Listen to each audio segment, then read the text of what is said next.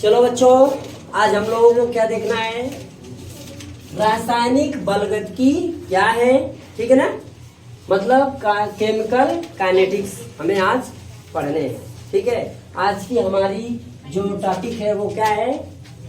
रासायनिक बलगतिकी chemical kinetics, ठीक है। तो सबसे पहले बच्चों हमें जानना ये जरूरी है कि रासायनिक बलगतिकी है क्या, रासायनिक बलगतिकी कहते किसे है। क्लियर है? देखो, रासायनिक बलगतिकी में क्या होता है? किसी अभिक्रिया का क्या, किसी अभिक्रिया, ठीक है, का, बात ध्यान से समझिएगा। रासायनिक बलगतिकी में हम अध्ययन किसका करते हैं ये जानना है, रासायनिक बलगतिकी कहते किसे हैं ये जानना है, ठीक है ना। तो रासायनिक बलगतिकी क्या है? किसी अभिक्रिया का, ठीक है, क्या, दर, ठीक है, सांद्रण,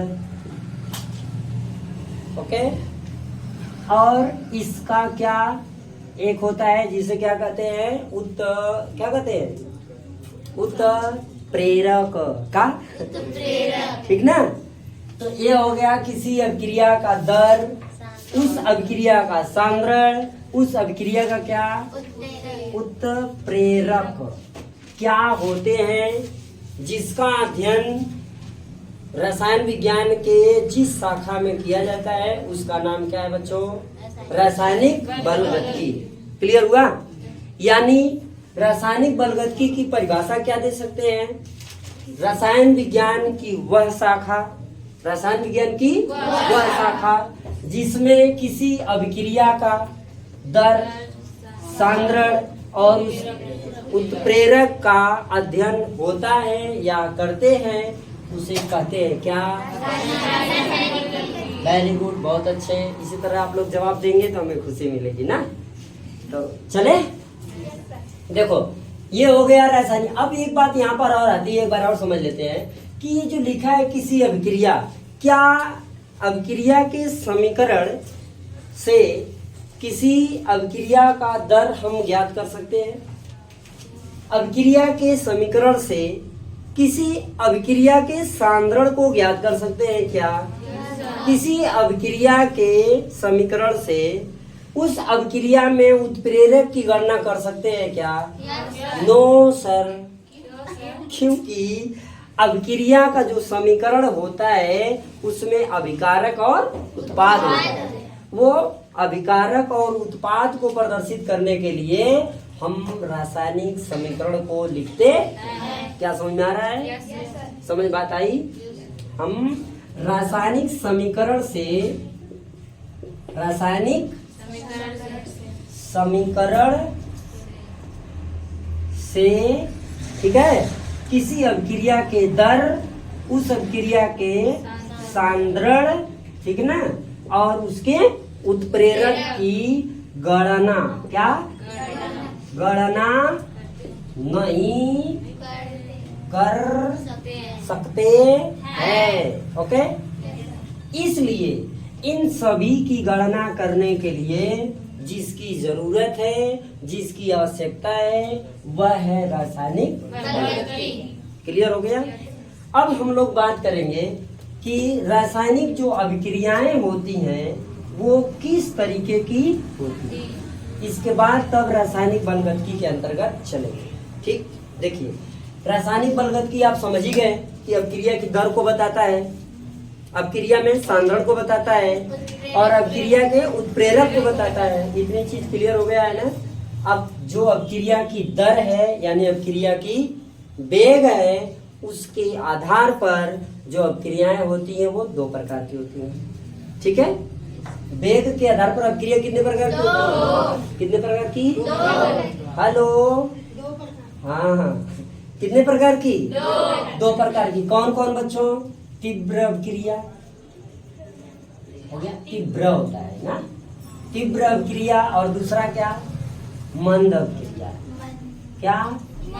मंद अभिक्रिया। पहला कौन है? तीव्र अभिक्रिया, दूसरा कौन है? मंद अभिक्रिया। एक और अभिक्रिया होती है बच्चों, जिसे कहते हैं अति मंद अभिक्रिया। क्या? अति मंद। क्या बात है भाई, ऐसे बैठोगे तो कैसे काम चलेगा? थोड़ा रिलैक्स होकर बैठो और समझने की पूरी कोशिश करो, ठीक है? ध्यान दीजिए। तीव्र अभिक्रिया कौन सी अभिक्रिया होती है? वह अभिक्रिया जो कम समय में पूरी हो जाए। समझ आए? वह अभिक्रिया क्या? जो कम समय में पूरा हो जाए उसे क्या कहेंगे? तीव्र अभिक्रिया। जैसे क्या? जैसे तीव्र क्रिया में क्या आएगा? कोई एग्जाम्पल? बम विस्फोट होना कैसी अभिक्रिया है? इसमें से किसके घर में बम विस्फोट हुआ? किसी घर में। पटाखे का फूटना कौन सी अभिक्रिया है? तीव्र है या मंद है? तीव्र है या मंद? तीव्र। अरे भ्रांत फूटता है, आवाज आती है फर्स्ट क्लास ना। तो कौन अभिक्रिया है? मोमबत्ती का जलना कौन सी क्रिया? मंद क्रिया, धीरे धीरे जलती है ना। सब्जी का पकना कौन सी क्रिया? सब्जी का, दाल का बनना। समझ में आ रहा है? बल्ब का फूटना क्लियर? मृत्यु हो जाना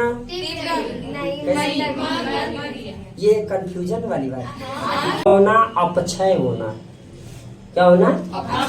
पर्वतों का अपक्षय, ठीक है? भोजन का पचना, इसे हम देख पाएंगे? भोजन का पचना हम देख पाएंगे बच्चों? तो देख लोगी बहनी, ना देख पाओगी? इधर से तुम लोग देख पाओगे?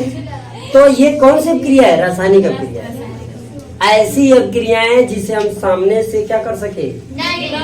अपने आंखों से देख कर ना समझ सके, वो क्या है?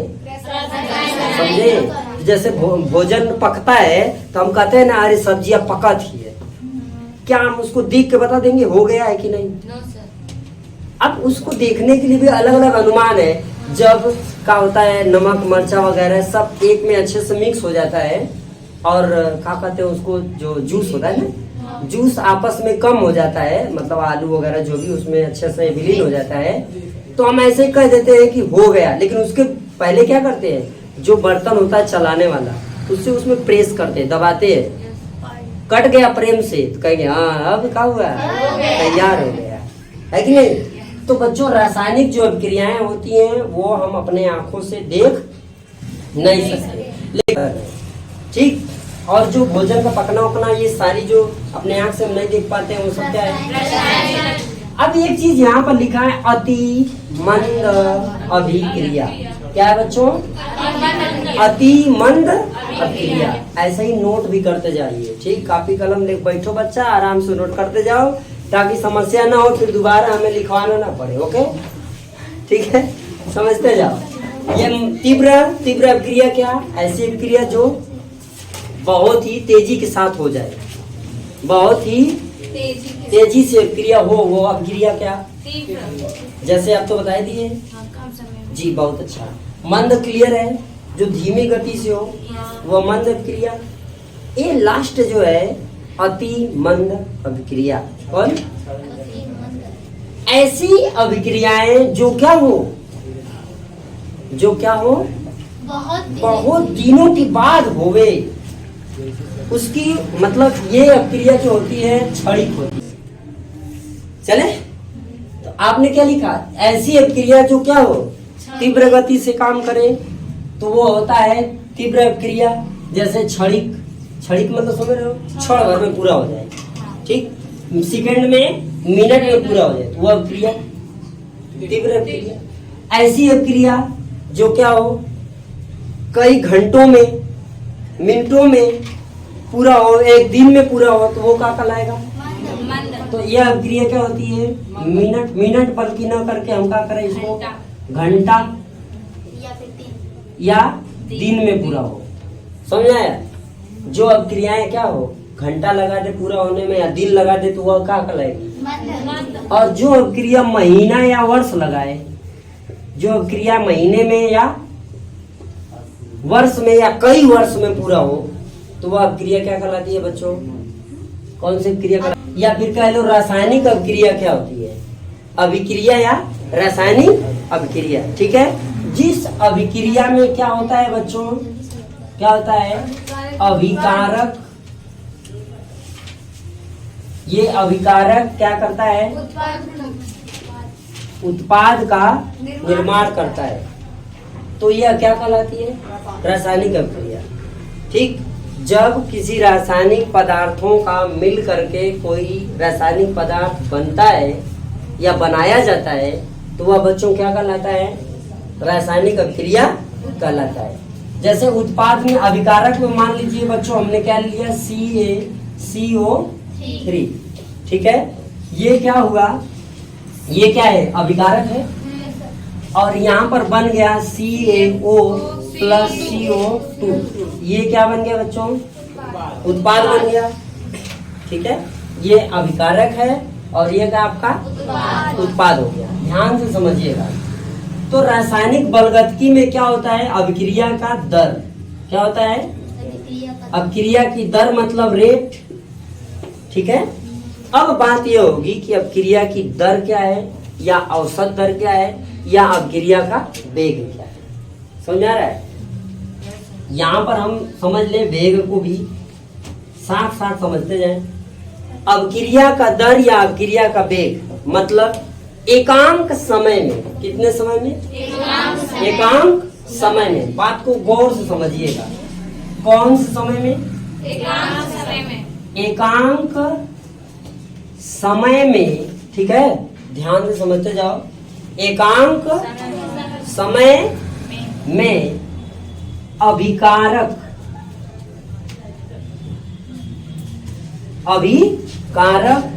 के आइए अभिकारक के सांद्रण, ठीक है, में परिवर्तन। क्या? ध्यान से देखते जाइए। एकांक समय में अभिकारक के सांद्रण में परिवर्तन। क्लियर हो रहा है बात?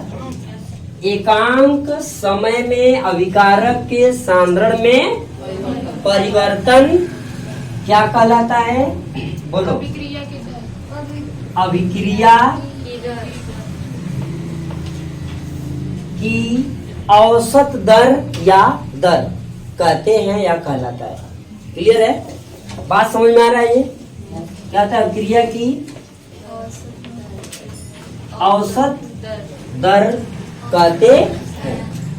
मेरी बात क्लियर हुई?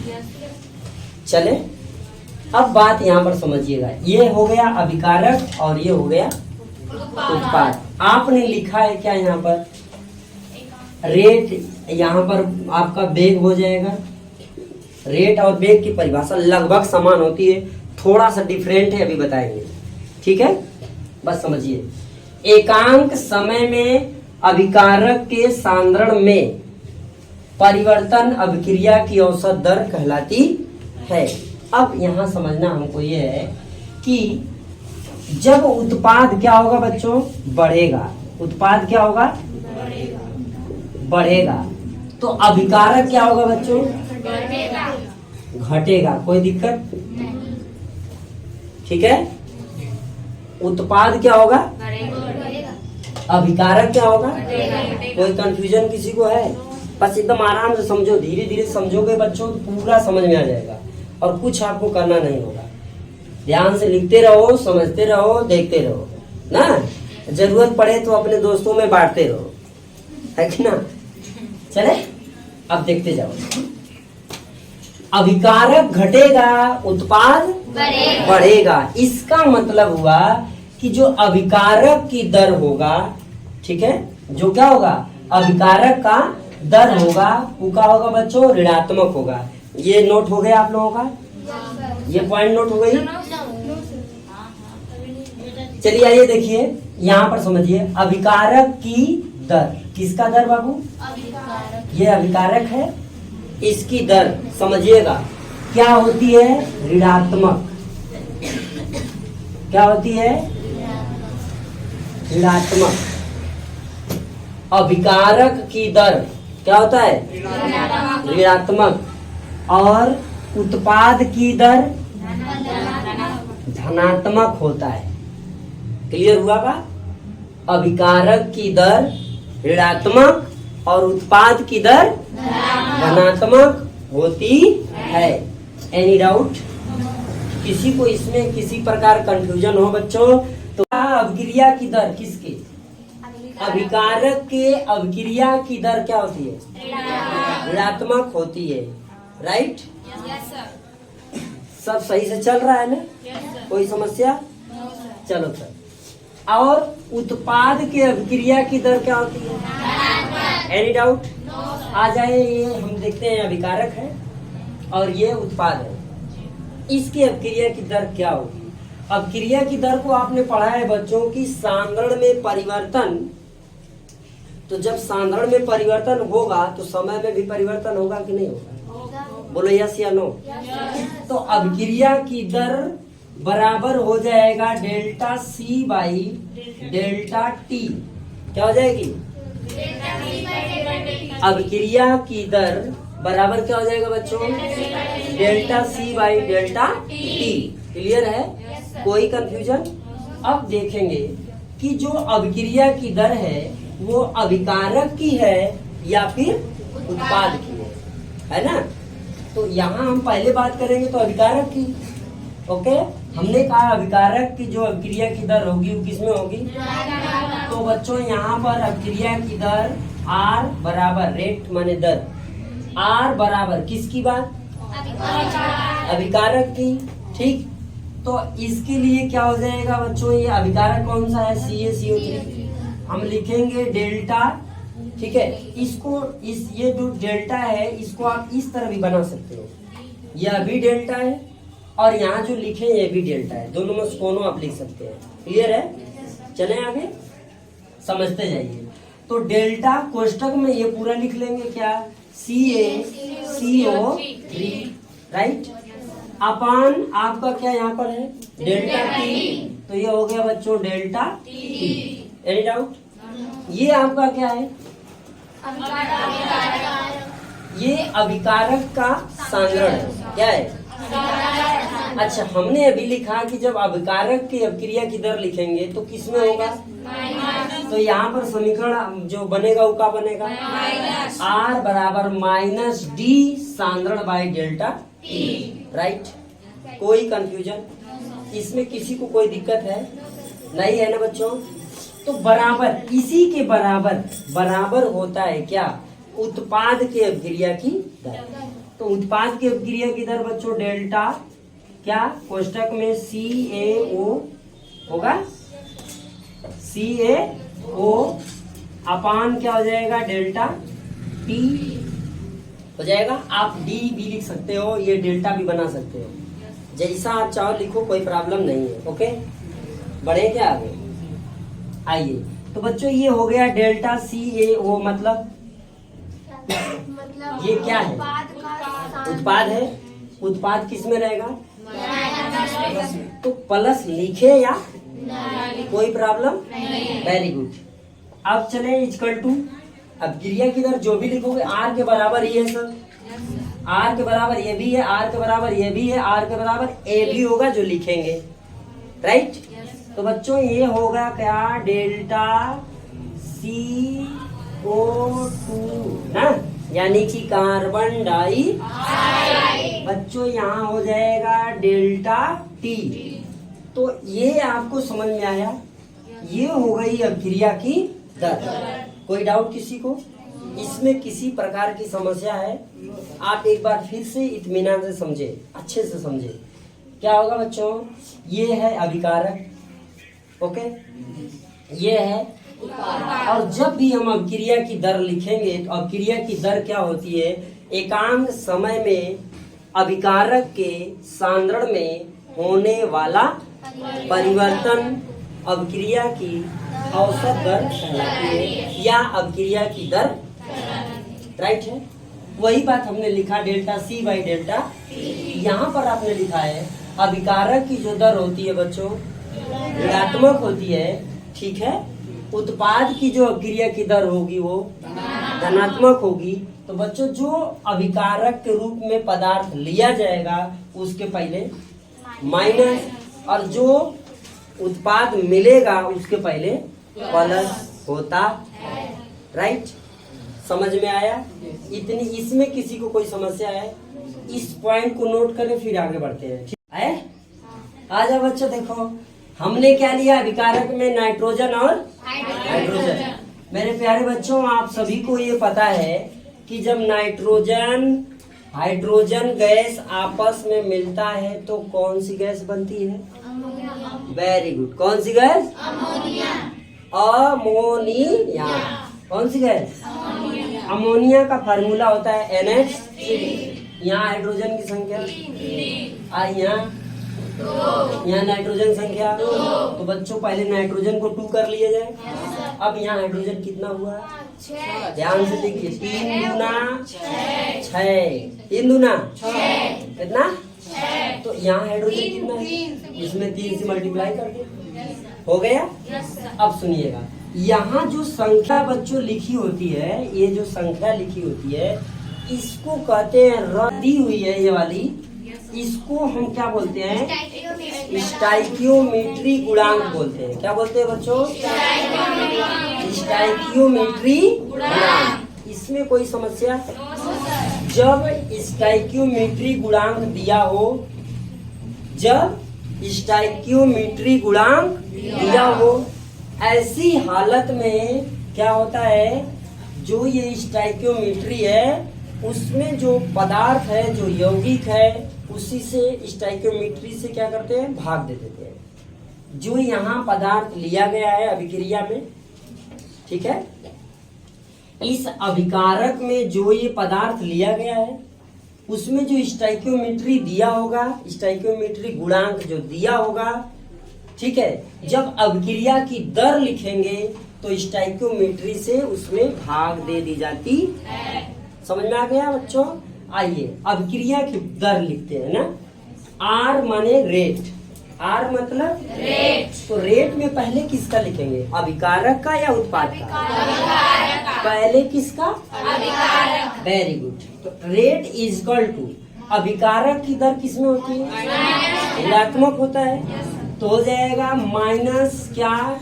Delta N2। ठीक है, डेल्टा N2 बाई क्या? डेल्टा। हो गया, ये हो गया अभिक्रिया की दर बराबर। ठीक, इसे आप गुरु कोष्ठक में भी रख सकते हैं, अच्छा रहेगा, सुंदर लगेगा ना। और अक्सर गुरु कोष्ठक में ही रखा जाता है। चले आगे, इसको एक्टिव मास बोलते हैं। क्या बोलते हैं? यहाँ जो गुरु कोष्ठक बना हुआ है इसे बच्चों क्या बोलते हैं? समझ में आया? अच्छा, हमने कहा अभिक्रिया की दर सब में क्या होती है? बराबर। समय जैसे जैसे परिवर्तित होता है वैसे वैसे सांद्रण में भी परिवर्तन होता है। ठीक है, तो अब ये क्या हो जाएगा? यहाँ पर देखिए स्टाइकियोमेट्री गुणांक दिया है, यह जो है वो क्या है? स्टाइकियोमेट्री गुणांक। खुशी कैसन तकलीफ में बैठी है, देखो इधर ध्यान से समझो। यहाँ जो यहाँ पर लिखा हुआ है 3, क्या लिखा है? 3। कोई कंफ्यूजन है?